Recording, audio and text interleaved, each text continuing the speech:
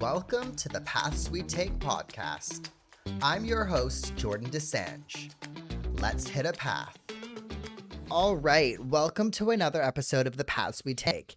And today we are going back to the OG days where I am just going to sit down and bitch, really. I last week had one of the worst weeks of my entire year, probably. Maybe the last couple of years. By Friday, Saturday, even yesterday, I was just done. So if you have been following me on Instagram, you know that I post my entire life there. So you probably know that I am no longer going to be running the Gold Coast Marathon. I have had a breakup in the last week, and I am just done with boys and done with it all, really. So yeah, today we are going to just spread the juice, spread the gossip, spread the juice. That sounded gross.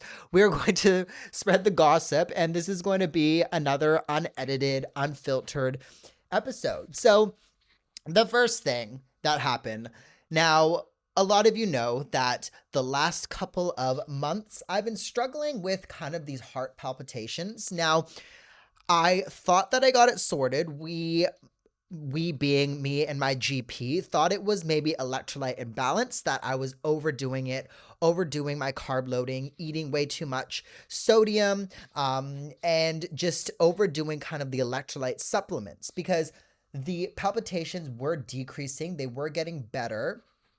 I had a heart ECG, I had like an ultrasound, a whole bunch of tests, bloods, everything really. It all came back, and last Tuesday went in to see my GP to get the results of everything and to, get the clear that everything was going okay, because I was generally feeling a lot better. It did not go that way at all. Basically, everything came back pretty clear. So my bloods were pretty all right. I mean, there was nothing wrong with them. The ultrasound of the heart was good. There was no things that they found that could be causing like an arrhythmia or anything like that.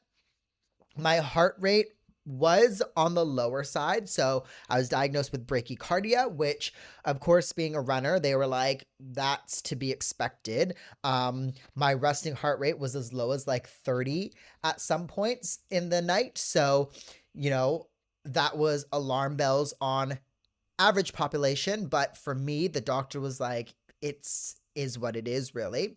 The one thing that showed up was something called biphasic T-wave changes. Now, of course, I've done a lot of research on this because it scared the absolute crap out of me. But essentially, on your ECG, it goes up and down, and I don't really know what any of that means, but there's a certain part of the heart rhythm and the heartbeat where it's supposed to go up, whereas mine is the exact opposite. It goes down. And essentially doing research, and from what my doctor told me, is there are 3 causes for that. One of them is completely fine, and it is most likely my scenario, but the other 2 are not good at all. So he was basically like, you can't run this marathon next week, which, if you know me, being a long distance runner, being somebody who has been working towards this particular run for so long, this prep has been probably my best prep, my most dedicated prep, and I feel like I'm the fittest that I've ever been. And to be told those words, you are not to run this marathon, I literally, to be honest, in the beginning, I just laughed it off and I was like, I'm still gonna run.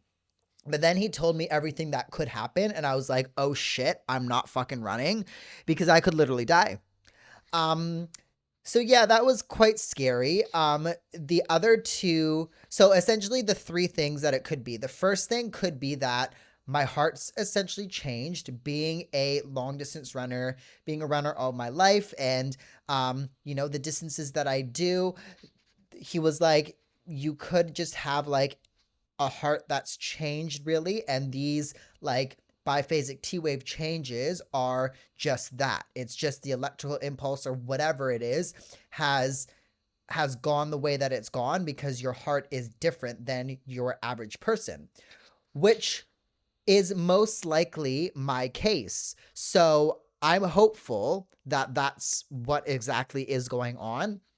But the other two reasons of why this could happen are not so good. The first one is extremely low calcium, or not calcium, sorry, potassium, I believe, which goes to the electrolyte imbalance theory. Now, the concern of that is if you have extremely low potassium, it could lead to a heart attack, a massive heart attack, essentially. And of course, doing something like a marathon, your electrolytes are going to be even further out of whack. So that's not something that you really want to play fire or, add fuel to the fire to. So that isn't good at all. And then the other thing could be, what did he say? Oh, it could be a lack of oxygen to the heart. So there could be a certain part of the heart that isn't getting the oxygen that it needs. So when these changes are occurring, it essentially could mean that it's because the heart isn't getting the oxygen that it needs. So that was a bit odd to me because, again, like I wore this heart tracker during my runs. I wore it during my not runs. I wore it basically 48 hours, day and night. And he didn't really get into when these changes occurred. Did they happen during my runs? Did they happen just at rest? The heart palpitations that I've been experiencing the last few months that I originally went in for, they never really happened during my runs. I completely felt fine during my runs.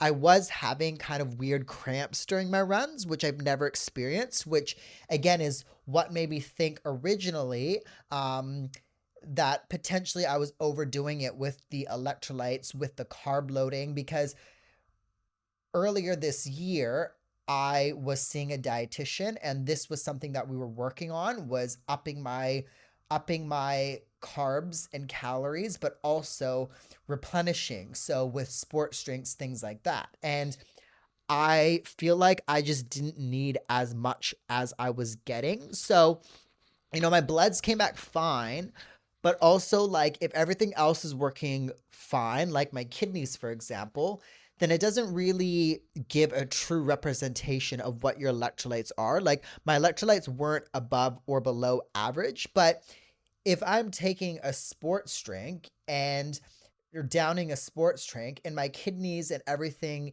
is working correctly, then yeah, I don't know. I don't know where I was going with that. But anyways, like it's just a very odd picture and I don't know what's going on. So it has been a very stressful week because when I got that news, I was like, okay, well, what does this mean? I can't run the marathon, but like, what do I do? And essentially, I have to see a specialist. There is a cardiologist here in Australia that specializes in this thing, specializes with athletes and the athletic population, basically. And that's who I've been referred to. And I was like, okay, well, like, can I run? Like, what? Like, I can't go from 100 to 0. Like, you can't ask me to do that. And he's like, no, like, you can go back to your average. Like, you've been fine. You've been experiencing no symptoms. Like, you're okay to go to your daily runs and your daily activity, basically.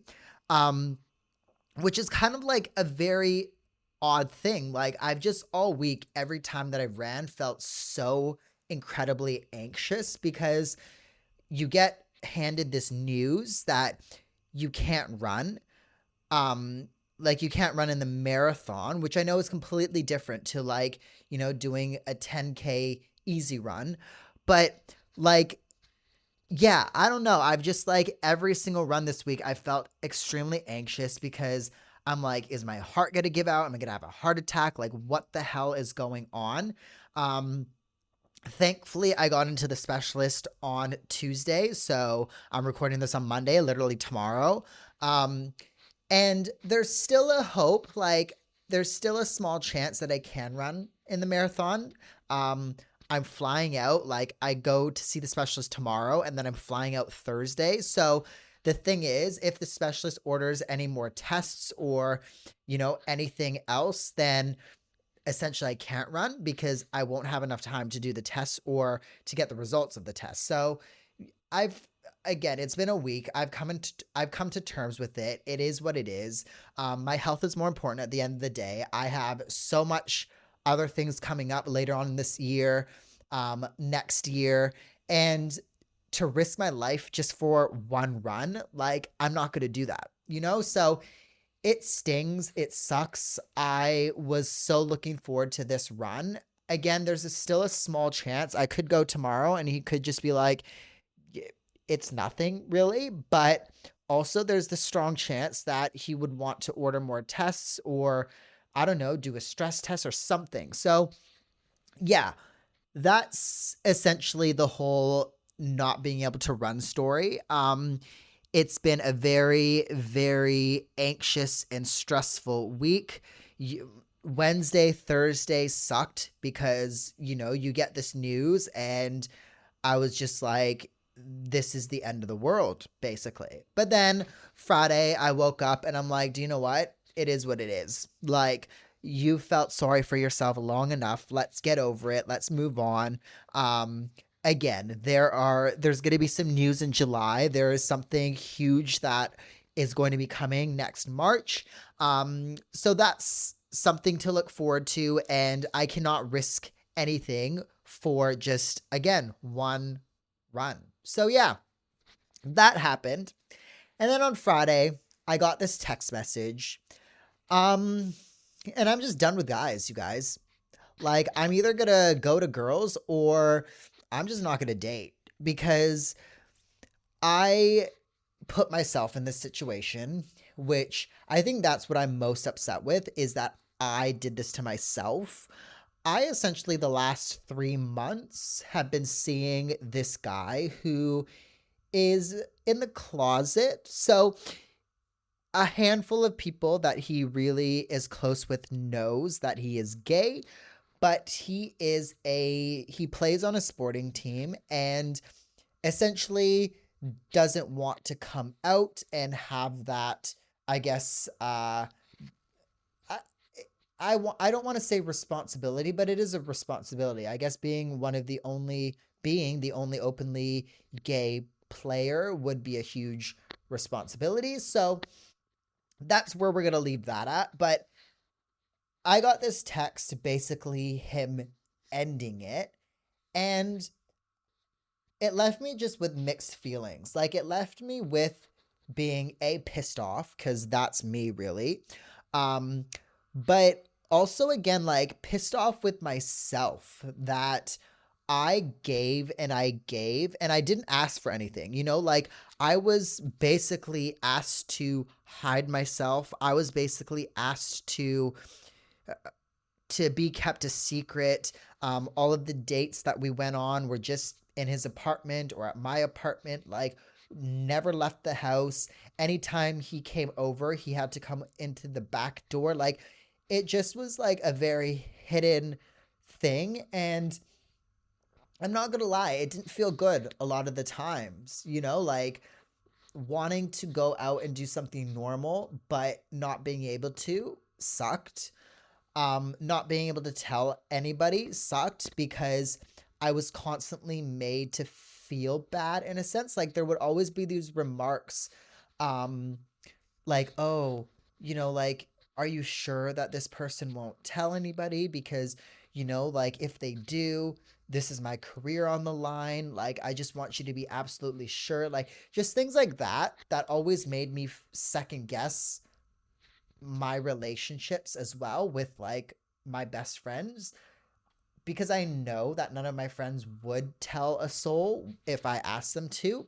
But just like these comments and this quote unquote responsibility of somebody else's secret, yeah, it was just a very, very blurred line and it didn't feel good. So to be have this thing ended over text message,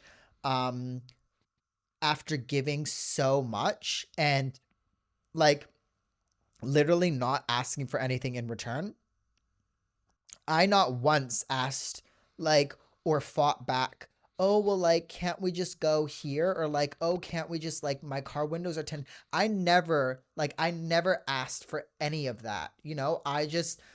I was like, yeah, sure. Like, we can stay at my apartment. We can go to your place. Like, I, yeah, I just feel like I gave. And that's just my personality, I guess. I don't really ask for much from anybody, really.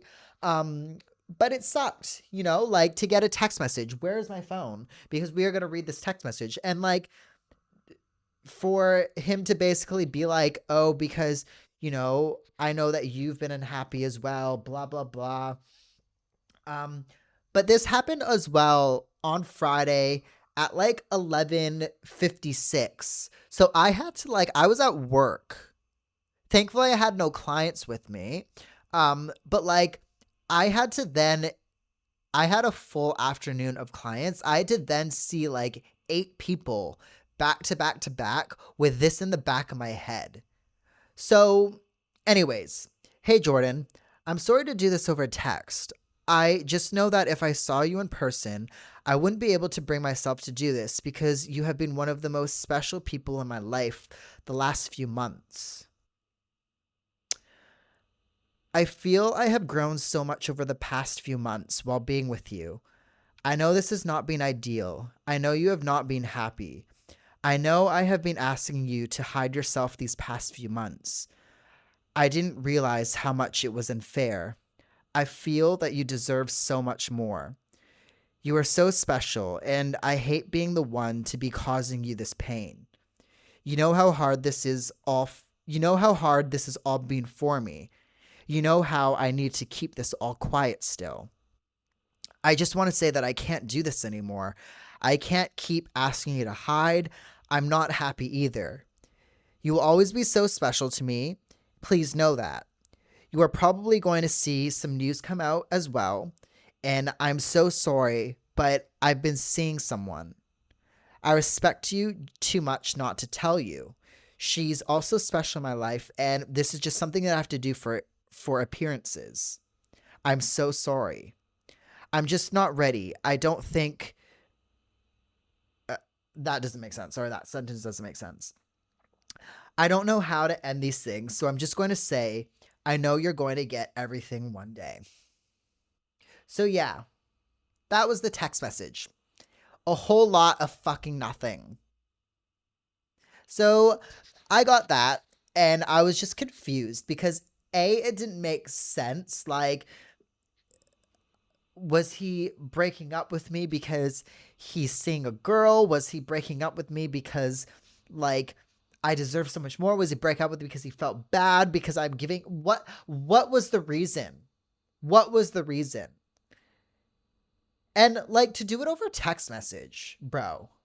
To do over fucking text message. Like that's what pissed me the hell off.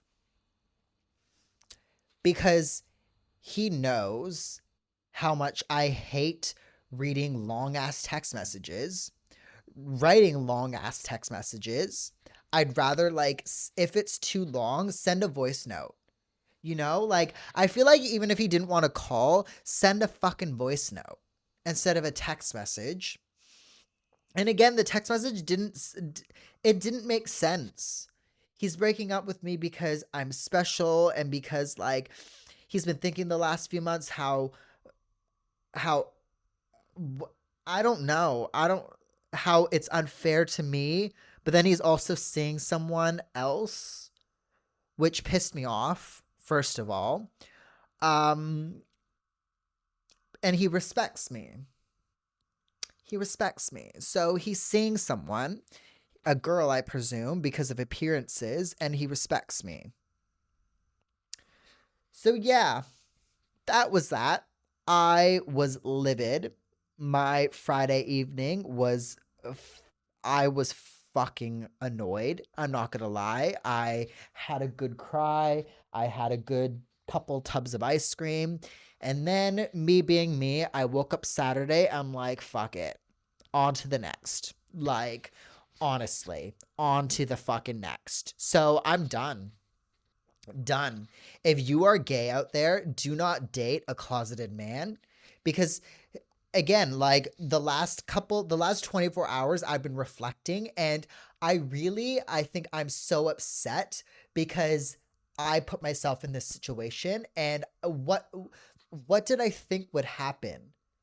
That like he would just come out for me? Like, I don't know. This isn't a TV show. This isn't like, I mean, he's not like a professional sports athlete or anything like that, but like, yeah, uh, I was just like, I cannot believe that I put myself in that situation. So that's been my week. I, it is Monday now. I hope that this week is a lot better. Um, but I feel like, I feel like I'm at peace now. Like with the marathon, I know that the Gold Coast is one of my favorite places ever. I have a bunch of podcasts lined up, and I'm just going to have a good time. Like, if I don't get to run, I'm just going to have a good time. And for the dating side of things, I'm not dating right now. Like, I'm just going to have a good freaking time. So, that was my little rant. That was my little bitch. That was my little update for this week. I promise there are going to be guests coming back onto the Paths We Take very soon. I just have really needed a rest the last month. Um, Arranging guests and recording with people is very exhausting and time consuming, and it is not something that I had the time for, but I am back in the studio this Wednesday. And then, like I was saying, I have 3 people lined up in the Gold Coast that I am going to be recording with, and I'm super excited to chat with. So there are going to be some exciting guests coming on. Thank you for listening to today's episode. I will talk to you on the next.